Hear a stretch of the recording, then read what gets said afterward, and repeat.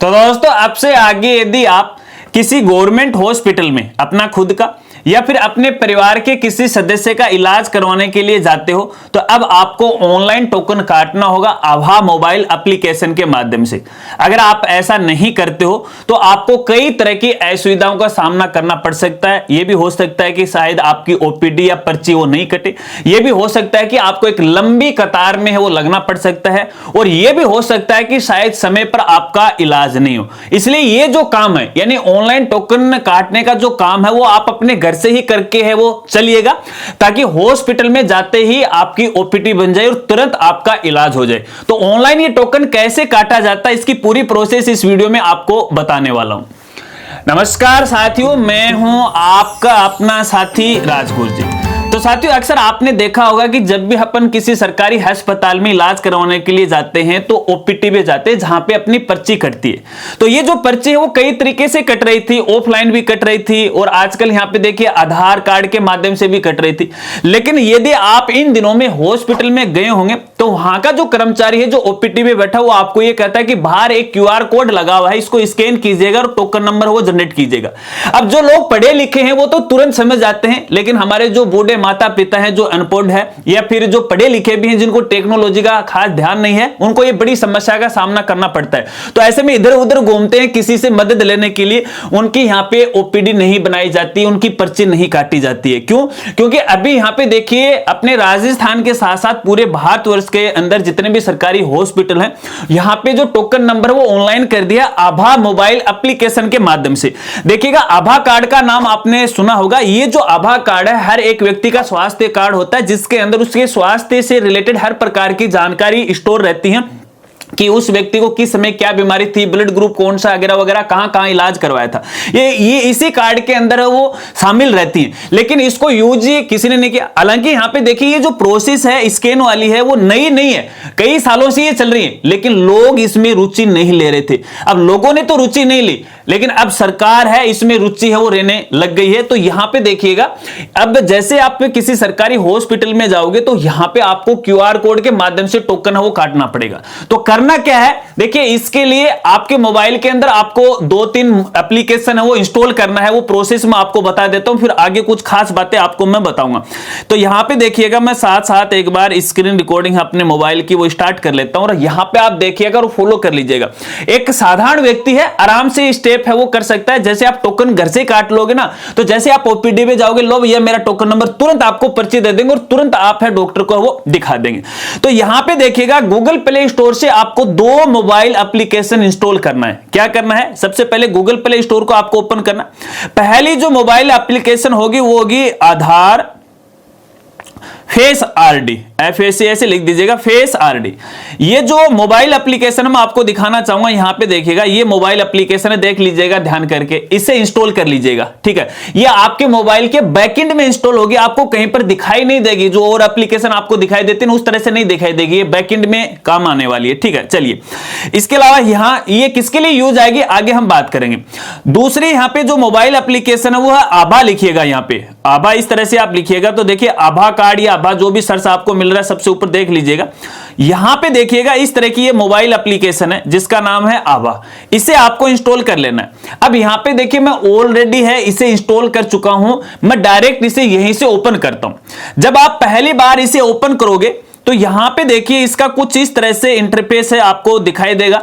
अब सबसे पहले आपको रजिस्टर करना पड़ेगा। यदि अब तक आपने आभा कार्ड नहीं बनाया, और तकरीबन लोगों ने अपना आभा कार्ड है वो बना लिया है, अगर नहीं बनाया है तो सबसे पहले आपको रजिस्ट्रेशन करना पड़ेगा। तो यहां पे देखिए नीचे ये जो रजिस्ट्रेशन का ऑप्शन है इस पर आपको यहां पे क्लिक करना है। जैसे आप इस पे क्लिक करोगे तो ये बोल रहा है कि आपका आभा नंबर, देखिएगा आभा नंबर। अब आभा नंबर तो आपको याद नहीं है तो इसलिए आपको यहां पे है वो रजिस्टर करना पड़ेगा। तो यहां नीचे देखिएगा क्रिएट नाउ, यदि आपके पास आभा नंबर नहीं है तब ऐसी स्थिति में आपको बता रहा हूं डुप्लीकेट ये क्रिएट नहीं करेगा। कैसे नहीं करेगा, तो यहां पे देखिए क्रिएट नाउ पे आपको क्लिक करना है। यहां पे आपको अपना आधार नंबर डाल देना है, जो भी आपका आधार नंबर है, और नेक्स्ट प्रोसेस कर देनी है। अगर पहले से आपका आभा कार्ड बना होगा तो ये बता देगा कि इस आधार कार्ड से पहले आभा कार्ड बन चुका है, तो ऐसी स्थिति में फिर आपको यहां पे लॉगिन करना पड़ेगा। ठीक है, तो अगर नहीं बना है तो रजिस्टर कर लीजिएगा, आगे स्टेप आएगी, ओटीपी आएगी, आपके मोबाइल नंबर पे है तो आपका यहां पे आभा कार्ड है वो बन जाएगा।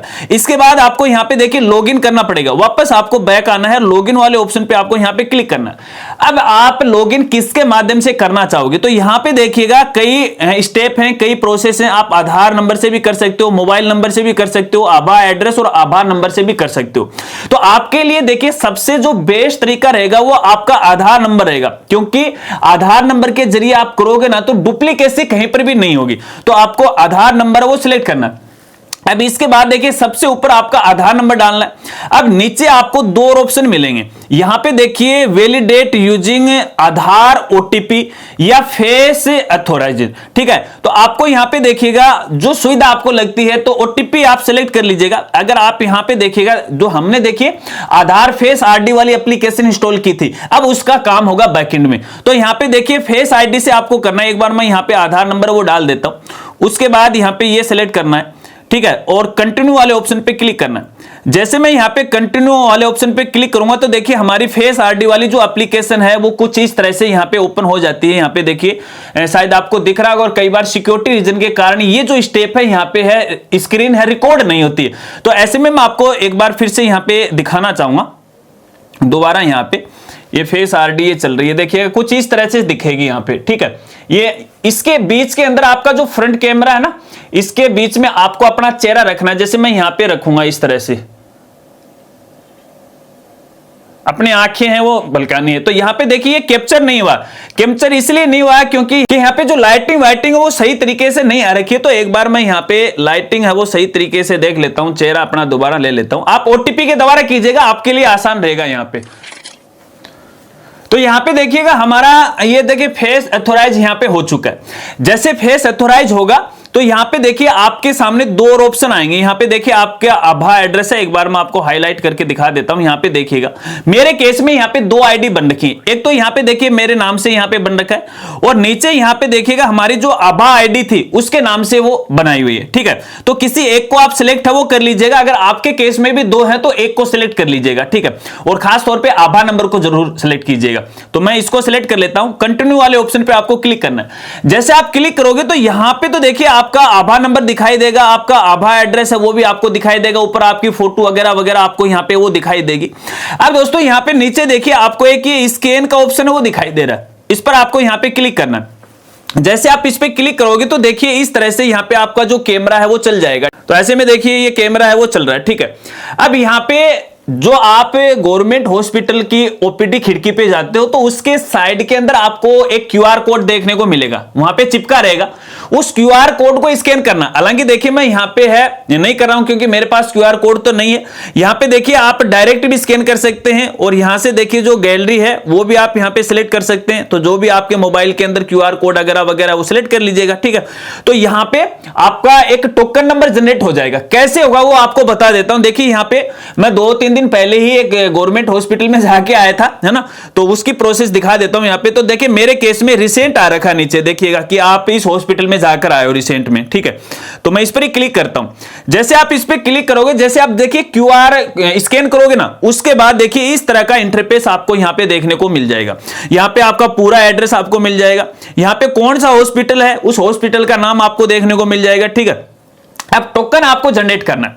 टोकन जनरेट करने के लिए गेट टोकन वाले ऑप्शन पे आपको यहां पे क्लिक करना है। जैसे आप इस पे क्लिक करोगे और यहां पे देखिए एग्री के लिए बोलेगा, आई एग्री कर दीजिएगा। जैसे एग्री करोगे तो यहां पे देखिए इस तरह का एक ये टोकन आ गया। ठीक है, ये टोकन है आपको जो काउंटर पे बैठा है, जो ओपीडी खिड़की पे बैठा उसको दिखा देना कि लो भैया ये मेरा टोकन नंबर है। वो तुरंत आपकी ओपीडी यानी पर्ची हो बना देगा, आपको लाइन में नहीं लगना पड़ेगा। अगर आप लाइन में लगते हो तो यहां पे आधार कार्ड आपको देना पड़ेगा और देना पड़ेगा। ये जब आप दोगे ना तो आपको कुछ भी देने की आवश्यकता नहीं है। ठीक है, ओके वाले बटन पे क्लिक कर दीजिएगा। यहां पे देखिए इसकी जो वैलिडिटी होती है वो केवल 60 मिनट की है, यानी ये जो टोकन नंबर है केवल 1 घंटे के लिए यहां पे मान्य होता है। बस ये आपकी यहां पे प्रोसेस रहती है। ओके वाले बटन पे क्लिक कर दीजिएगा, मैं इसको नहीं करना चाहता हूं। अब देखिएगा यहां पे घर बैठे आप टोकन कैसे काट सकते हो। जैसे आपको किसी हॉस्पिटल में जाना है तो यहां पे देखिए लिंक, ये नीचे देखिए ऑप्शन आपको मिलेगा लिंक फैकल्टी का। ठीक है ना, फैसिलिटी नहीं, फैसिलिटी का, इस पर आपको यहां पे क्लिक करना है और यहां पे देखिए फिर से जहां जहां आप अब तक जाके आए हो ना उसका पूरा रिकॉर्ड यहां पे आपको देखने को मिलेगा। और यहां पे देखिए नीचे लिंक न्यू फैसिलिटी है, इस वाले ऑप्शन पे आपको यहां पे क्लिक करना है। जैसे आप इस पे क्लिक करोगे तो जो भी आपका हॉस्पिटल है उसका नाम आपको लिखना है। जैसे मैं यहां पे फॉर एग्जांपल डिस्ट्रिक्ट का नाम लिखता हूं। जैसे मैंने यहां डिस्ट्रिक्ट का नाम लिखा तो यहां पे देखिए उस डिस्ट्रिक्ट के अंदर कितने हॉस्पिटल हैं, सभी हॉस्पिटल की लिस्ट है वो आपको यहां पे देखने को वो मिल जाएगी। ठीक है, यहां पे देखिएगा जैसे मैं एक ये सिलेक्ट कर लेता हूं और उसके बाद इसका फेस रिकॉर्ड करता हूं, एक ओटीपी वगैरह आएगी आपके मोबाइल नंबर पे, ये सारी डिटेल आपको यहां पे देखने को मिल जाएगी। अब ये यहां पे एक बात आपको बताना चाहूंगा, देखिएगा हो सकता है कि जब आप पहली बार घर बैठे ये कर रहे हो तो यहां पे टोकन जनरेट नहीं हो, क्योंकि आप अब तक उस हॉस्पिटल में आप विजिट करके नहीं आए हो। तो आप हॉस्पिटल जाएगा, एक बार जब आप क्यूआर कोड स्कैन कर लोगे ना उस हॉस्पिटल का, तो जब भविष्य में यदि उस हॉस्पिटल में आपको जाने की आवश्यकता पड़ती है तो बार बार आपको क्यूआर कोड स्कैन करने की आवश्यकता नहीं है, जैसा कि मैंने पहले आपको यहां पे बताया था। जैसे हमने पहले यहां पे कर रखा था ना, सेम वही प्रोसेस आपको करनी है। जैसे यहां पे ये टोकन वगैरह जनरेट कर लेना, ठीक है, बस यही प्रोसेस करना है। इसी प्रोसेस के माध्यम से अब आप घर बैठे हैं पर्ची कर सकते हो। देखिए 2-3 एप्लीकेशन जब आप इंस्टॉल कर लोगे ना तो वहां पे जाके आपको माथापोड़ी नहीं होगी। ठीक है, अब यहां पे 1-2 खास बातें आपको बताता हूं साथियों। देखिएगा क्या होता है, हॉस्पिटल में हो सकता है कि अपन खुद जाए, यह भी हो सकता है कि अपने परिवार का कोई दूसरा सदस्य जाए। अभी हमने इस आभा मोबाइल एप्लीकेशन के लॉग इन किया है तो वो केवल अपनी आईडी से किया, लेकिन जब भी आप अपने परिवार के सदस्यों को लेकर जाते हो तो उसके हिसाब से आपको नया रिफ्रेश या नया जनरेट कोड है वो करना पड़ेगा। पहले से यदि रजिस्टर है तो आपको लॉगिन करना पड़ेगा, यानी बार बार आपको यहां पे है ये कई देखिए अपने आधार कार्ड के अंदर तो अपन है अपने घर के जितने भी मेंबर है सबको एक साथ ऐड कर सकते हैं, लेकिन इस आभा मोबाइल एप्लीकेशन के अंदर है अपन ऐड नहीं कर सकते हैं। इसमें केवल एक ही व्यक्ति की डिटेल वो सेव रहेगी। अगर दूसरे मेंबर को आप ऐड करना चाहते हो तो यहां पे देखिए ऊपर ये 3 लाइन है ना, और इसके नीचे आपको लॉग आउट का ऑप्शन मिलेगा, इसे लॉग आउट कीजिएगा। जैसे आप इसे लॉग आउट करोगे तो फिर से आपको दोबारा यहां पे लॉगिन करना पड़ेगा। आशा रखता हूं अब आप अच्छी तरह से वो समझ गए। अब चलते चलते खास जानकारी आपको देना चाहूंगा। देखिएगा दोस्तों, अभी भी यहां पे ये जरूरी नहीं है कि इस आभा एप्लीकेशन या टोकन के माध्यम से ही आपका इलाज होने वाला है। नहीं, यहां पे देखिए धीरे धीरे है इसको इंप्लीमेंट है वो किया जा रहा है और सरकार भी सख्त हो गई है, हॉस्पिटल वाले हैं वो भी यहां पे सख्त हो गए हैं कि भैया इसी आभा के माध्यम से आप अपना टोकन जनरेट कीजिएगा। ठीक है, क्यों? क्योंकि देखिए जो आभा एप्लीकेशन है या फिर जो आभा कार्ड है वो हमारे स्वास्थ्य का एक कार्ड है। अपने स्वास्थ्य से रिलेटेड यहां पे जो जानकारी है इसके अंदर सेव रहेगी, तो यहां पे पता लग जाता है जब भी किसी को अपन ये आभा नंबर देंगे कि इस व्यक्ति को क्या बीमारी है, कौन सा इसका ब्लड ग्रुप है, आज तक इसने कहां कहां इलाज करवाया। हालांकि देखिएगा प्रधानमंत्री की ये योजना थी, शुरुआत में आभा कार्ड बनाए गए थे, उसके बाद इस बात को ठंडे बस्ते में डाल दिया गया। अब इसके प्रति कोई रुचि नहीं ले रहा था, अब रुचि बढ़ाने के लिए इसको यहां पे एक्टिव किया गया है। तो ऐसे में आपको किसी प्रकार की असुविधा नहीं हो तो इसको आप जरूर है वो यूज कीजिएगा। अगर वीडियो जानकारी अच्छी लगी तो लाइक कीजिएगा, दोस्तों के साथ शेयर कीजिएगा। मिलते हैं फ्रेंड्स अगले एक नई वीडियो के साथ, नए अपडेट के साथ, तब तक के लिए जय हिंद, जय भारत।